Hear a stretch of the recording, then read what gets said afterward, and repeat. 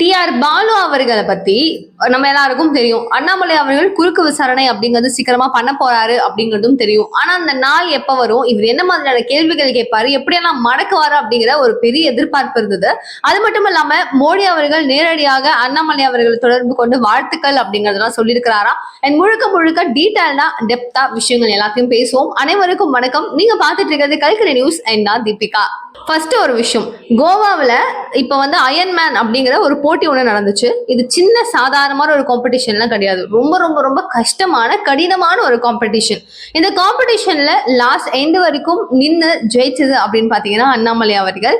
And திரும்பவும் தேஜஸ்வி சூர்யா அவர்களும் ஜெயிச்சிருக்கிறாரு. இவங்க ரெண்டு பேருக்கும் வாழ்த்துக்கள் அப்படிங்கறத பிரதமர் அவர்கள் சொல்லியிருக்கிறாரு. இது அவ்வளவு அசால்ட்டான ஒரு போட்டியா, இது என்ன பெரிய விஷயமா, ஒரு போட்டி அதுல ஜெயிச்சிருக்கிறாங்க, இது என்ன அவ்வளவு பெருசா பேசுற அப்படின்னு சொல்லிட்டு சில நபர்கள் குறிப்பிட்ட ஒரு கட்சி ஓவரா கும்பிட்டு இருக்காங்க. எப்படி ஓவரா? அது ஒரே ஒரு கேள்விதான். இதனுடைய கிரிட்டேரியஸ் நான் முதல்ல ரீட் பண்ணிடுறேன். இத நீங்கள்ல யாராவது ஒருத்தவங்க பண்ண முடியுமா அப்படிங்கறது மட்டும் சொல்லுங்களேன். பாருங்க, 1.9 கிலோமீட்டர் நீச்சல், அதுவும் அந்த சீல அந்த கடல்ல பண்ணணும். கோவால நடக்குதுங்க இதெல்லாம். 1.9 கிலோமீட்டர் அளவுக்கு நீச்சல் பண்ணணும். இது முடியுது உடனே ஒரு பெரிய அளவுல ஒரு அடுத்த நாள் உங்களுக்கு சைக்கிளிங் எல்லாம் கிடையாது. அடுத்த கொஞ்ச நேரத்திலேயே சைக்கிளிங் காம்படிஷன் அங்க நடக்குது. 90 கிலோமீட்டர்ஸ் சாதாரணமாக கிடையாது. 9 கிலோமீட்டர் நான் சொல்றது இல்ல, 90 கிலோமீட்டர்ஸ் அவங்க சைக்கிளிங் ஒன்று பண்ணணும். இது முடியுது கொஞ்சம் நேரத்துல என்ன பண்ணணும் அப்படின்னா 21.1 கிலோமீட்டர் ரன்னிங். 21.1 கிலோமீட்டர். நான் மறுபடியும் சொல்லிட்டேன், கரெக்டா? டோட்டலா சேர்த்து 113 கிலோமீட்டர் அளவுக்கு ஒரு ரீச் அப்படிங்கிறது இந்த காம்படிஷன்ல இருக்கணும். அது முற்றிலும் கம்ப்ளீட் பண்ணா மட்டும்தான் அயன்மேன் அப்படிங்கிற ஒரு கேடர்ல அந்த நபர் அப்படிங்கிறவங்க ஆட் பண்ணப்படுவாங்க. ஸோ இது வருடாந்திரம் நடக்குது. இந்த இந்த இதுல அண்ணாமலை அவர்கள் கலந்துகிட்டது ஒரு ரொம்ப பெரிய ஒரு விஷயம். என்னன்னா, இவர் ஆல்ரெடி பாத்தீங்க அப்படின்னா ஃபிட் இந்தியா மூவ்மெண்ட் அப்படின்னு சொல்லக்கூடிய இந்த ஒரு ஸ்கீமுக்குள்ள இவர் ஒரு தூதகரா இருக்கிறாரு. அப்படிங்கிற பட்சத்துல நம்ம ஒரு மோட்டிவேஷனலா இருக்கணும். இளைஞர்கள் 4 பேர் நம்மளை பாக்குறாங்கன்னா நம்ம கிட்ட இருந்து சில விஷயங்கள் அவங்க கத்துக்கணும். அவங்களுக்கு நம்ம ரோல் மாடலா இருக்கணும். பிகாஸ் நிறைய காலேஜஸ்க்கு போறோம், ஸ்பீச் கொடுக்குறோம், எல்லாம் பண்றோம். நம்ம ஒரு பெரிய ஒரு பதவியில எல்லாம் இருந்துட்டு வந்திருக்கோம். எல்லாத்தையும் தாண்டி நம்ம அவங்களுக்கு ஒரு மோட்டிவேஷனல் ஸ்பீக்கரா இருக்கிறோம். இதெல்லாம் நம்ம இருக்கோம் அப்படிங்கறத தாண்டி அவங்களுக்கு பார்க்கும் போது இவர் அதெல்லாம் பண்ணாருல, இவர் பேசுறதுல மட்டும்தான் சிறந்தவரா, அரசியல் தான் இவர் சிங்கமா, அரசியல் சூப்பர் ஸ்டார்ன்னு சொல்றாங்க, அது மட்டும் தானா, ஐபிஎஸ் அதிகாரின்னு சொல்றாங்க, தைரியமான ஆளு, ஹானஸ்டான பர்சன், எல்லாத்தையும் தாண்டி இந்த மாதிரியான விஷயங்கள் இந்த மாதிரியான காம்படிஷன்லயும் அண்ணாமலை முதல் அப்படிங்கிறதுல வேற லெவல். இது உண்மையாவே பாரத பிரதமருக்கு ஒரு பெரிய பெரிய ஹாப்பியான ஒரு விஷயமா இருக்கும். ஏன்னா அவங்களுடைய பிஜேபியை சார்ந்த 2 நபர்கள் லாஸ்ட் எண்டு வரைக்கும் வந்திருக்காங்க அப்படிங்கிறது எவ்வளவு சந்தோஷமான ஒரு விஷயம். மாற தட்டிக்கிட்டு கெத்தா இருக்கலாம்ல. மீதம் இருக்கிற ஏதாவது ஒரு கட்சியில நடந்திருக்கா இதெல்லாம்? அண்ணாமலை என்ன அப்படி பண்ணிட்டாருன்னா 1/2 கிலோமீட்டர் நடக்க முடியுமா?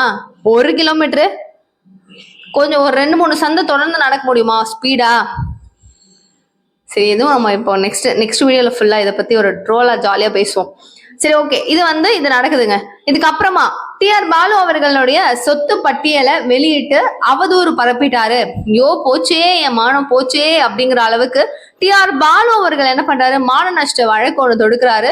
அண்ட் இந்த அளவுக்கு வீதியில நிக்க வச்ச அண்ணாமலை நான் சும்மா விட மாட்டேன், 100 கோடி நஷ்ட ஈடு வேணும் அப்படின்னு சொல்லிட்டு என்ன பண்றாரு, ஒரு கேஸ் ஒன்று ஃபைல் பண்றாரு.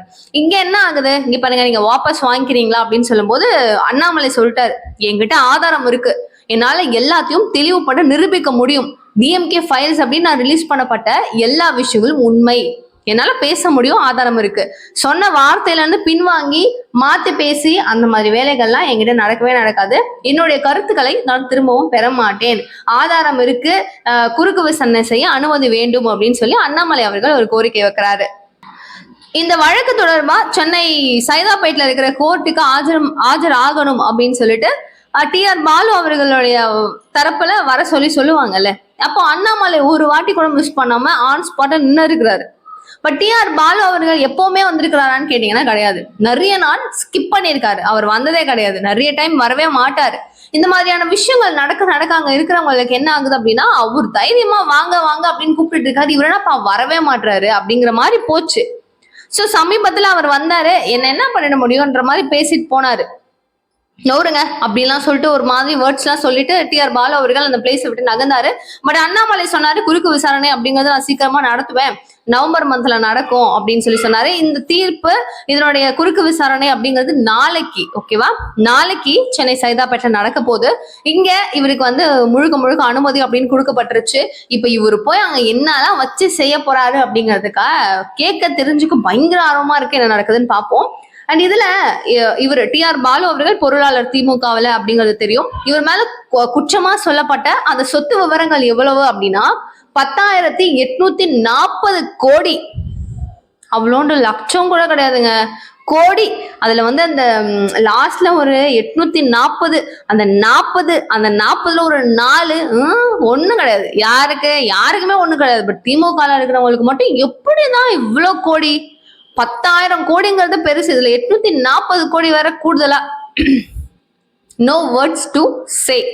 இவ்வளவும் சொத்து குவிப்பு அப்படிங்கிறதுல யாரா இருந்தாலும் எப்படி அவ்வளவு சொத்து? ஒரு 20 வருஷம் ஆண்டு இருப்பாங்களா, டோட்டலா ஒரு 5 வருஷம், நடுவில் நிறைய கேப் 5 வருஷம் அப்படிலாம் சொல்லி பார்த்தா கூட ஒரு 10-15 வருஷம் போட்டுமா, 20 வருஷம் அவ்வளவு சம்பாரிச்சிட முடியுமா? டவுட் வருது தானே இந்த ஒரு விஷயம். அது மட்டும் இல்லாம 21 நிறுவனங்கள், அவரை சார்ந்தவர்களும் அவரை குடும்பத்தை சார்ந்தவர்களும் அவங்க சுற்று வட்டாரத்தை சார்ந்தவர்களும் நடத்திட்டு இருக்காங்க. அதனுடைய ப்ராஃபிட்ஸ் நிறைய இருக்கு. இதுக்கெல்லாம் எங்க இருந்து வந்துச்சு பணம் அப்படிங்கிறது தான் அண்ணாமலை அவர்கள் கேட்கக்கூடிய கேள்வியா இருக்கு. இது சைதாப்பேட் கோர்ட்ல நடக்க போற ஒரு பெரிய விவாதமா இருக்க போது. அனல் பறக்க சூடோட இருக்கும். ஏன்னா அண்ணாமலை பேசும்போது ஆப்போசிட்ல ஒரு செய்தியாளர் கூட ரெகுலரா பேச முடியாது. ஆனா ஒரு நிமிஷம் அப்படின்னு சொல்லி இவருடைய விஷயங்கள் என்ன அப்படிங்கிறது கன்ஃபார்மா அவங்கள்ட்ட பேசிடுவாரு அண்ட் மடக்கிடுவாரு. அவங்க அடுத்த கேள்வி அப்படிங்கறது கேட்க முடியாது.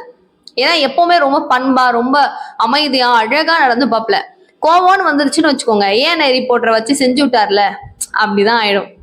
ஏன்னா அவருக்கு வந்து ஒரு இப்படிதான் அரசியல்வாதினா ஒரு ரெகுலாரிட்டியில ஒரு ஜாக்கெட், இவங்கன்னா இப்படிதான் இருப்பாங்க அப்படிங்கிற அந்த ஜாக்கெட் இந்த சென்ஸ் ஒரு போர்வைக்குள்ள பூர்றதுக்கான ஒரு பர்சன் அண்ணாமலை கிடையாது.